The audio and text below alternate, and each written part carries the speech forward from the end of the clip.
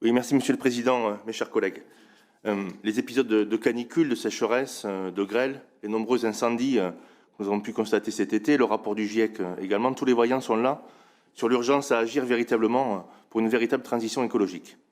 Mais soyons clairs, cette transition nécessitera aussi un autre schéma idéologique.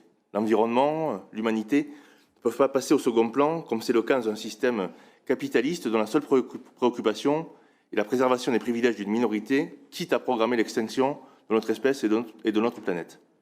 Sur ce plan, nous saluons les ambitions qui y sont portées, ainsi, et cela a déjà été dit par d'autres interlocuteurs, nous saluons également la méthode de travail et tout le volume de travail réalisé pour présenter ce plan.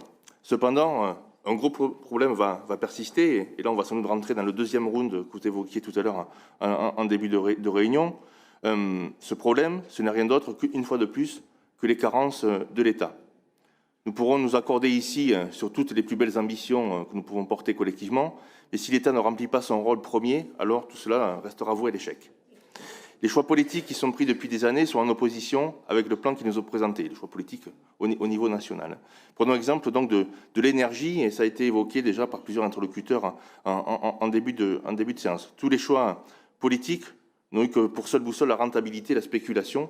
Nous en voyons les résultats avec des factures multipliées par 3 ou par 5 pour nos collectivités, sans parler des factures qui arrivent dans les boîtes aux lettres des ménages avec des centaines d'euros de hausse. Alors, quelle réponse nous entendons? On nous incite à porter des pulls à col roulé pour faire baisser les factures, et c'est quand même assez indécent, c'est quand même assez cynique d'avoir ce genre de réponse.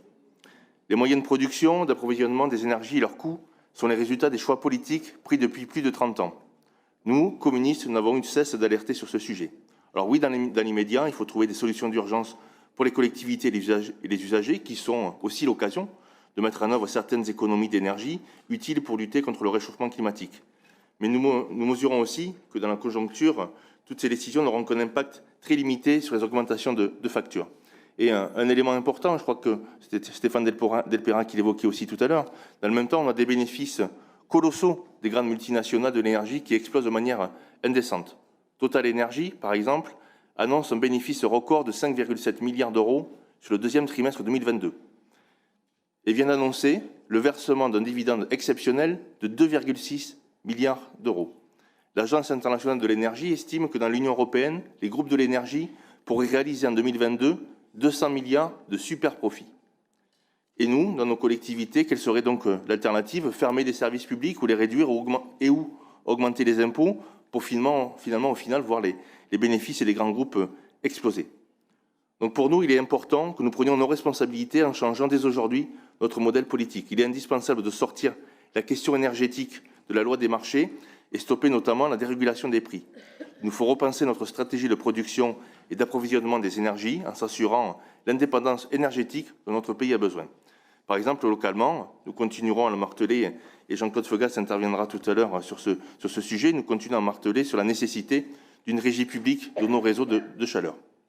Donc, dans ce cadre, sur ce sujet de l'énergie, je vous avais proposé, Monsieur le Président, une motion. J'ai entendu votre réponse, vous la refusez. Je connais aussi votre point de vue général sur les motions dont vous dotez de l'utilité.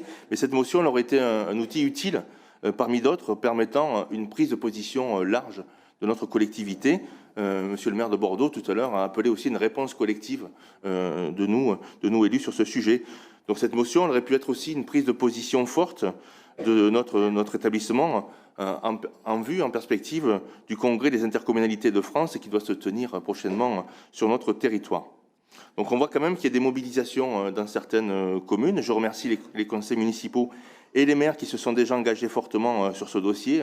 C'est le cas par exemple à Florac cette semaine avec un vote unanime d'une motion. D'autres communes de la métropole bientôt présenteront des vœux similaires. Je remercie aussi par exemple le maire de Bègles qui a signé l'appel de son homologue de Montataire.